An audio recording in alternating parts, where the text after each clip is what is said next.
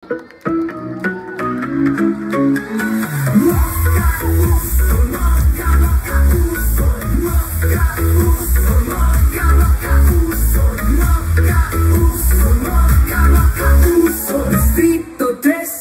Uson, number 17 sa balota. Ang susunod na tagapagsalita ay nagtapos ng Bachelor of Science degree in Medical Technology sa University of Santo Tomas. Anak ng isang hukom sa Regional Trial Court at isang doktora na pediatrician. Naging Deputy Executive ng Overseas Workers Welfare Administrator at Assistant Secretary for Presidential Communication Group sa administrasyon ng dating Pangulong Rodrigo Roa Duterte. Ang maninindigan para sa mga kababaihan at mag-aalaga kina lolo at lola. Palakpakan po natin ang numero 17, Konsehala Mocha Uson. Magandang gabi po sa lahat.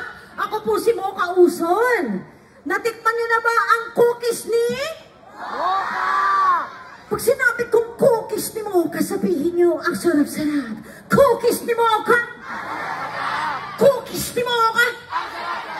Cookies ni Mocha! Maaari kong ikwento sa inyo kung bakit naging masarap ang cookies ni Mocha! Kasi alam nyo, mga mami at daddy ko, noon ako ay mayroong negosyo. Kasi ito ang cookies ni Mocha! At ang daming gustong bumili ng cookies na yan. Kaya ang ginawa ko po, naganap ako ng katuwang na panadera. Ang pangalan niya ay si Nanay Lourdes at gumawa kami ng maraming cookies ni Mocha! Ngunit mayroong malungkot na balita, mga mami at daddy ko. Dahil si Nanay Lourdes po pala ay mayroong malubhang sakit. Siya po ay may breast cancer. Kaya nung nalaman po natin yon, ang cookies na nagsimulang negosyo ay nagkaroon po ng advokasya. Dahil tinulungan po natin si Nanay Lourdes at iba pang mga nanay at kababaihan na may malubhang sakit tulad ng breast cancer. Tinulungan natin sa pagpapagamot at nabigyan po ng pangkabuhayan. Bakit po natin tinulungan si Nanay Lourdes? Dahil ang sarili ko pong ina ay tinamaan din po ng breast cancer. Senior citizen na rin po ang nanay ko at nag-iisa na lamang sa buhay. Meron po bang mga senior citizens po dito?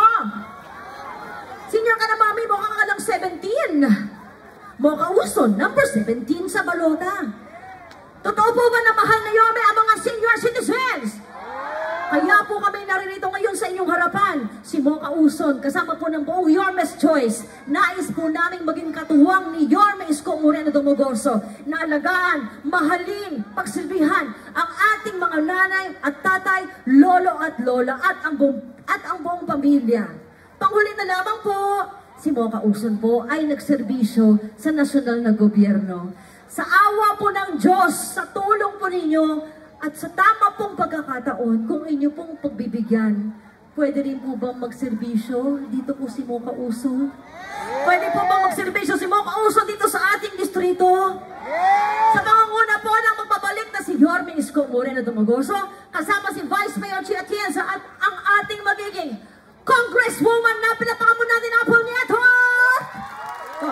Itinuro ko sa'yo. Cookies ni Mocha, ang sarap-sarap. Cookies ni Mocha. Alam, bakit ganun sa akin matigas? Malambot yan. Gusto niyo ba maging congresswoman si Apple Nieto? Supportahan po natin ang buong Yorme's Choice. Muli ako po si Mocha Uson, number 17 sa balota. Maraming salamat po.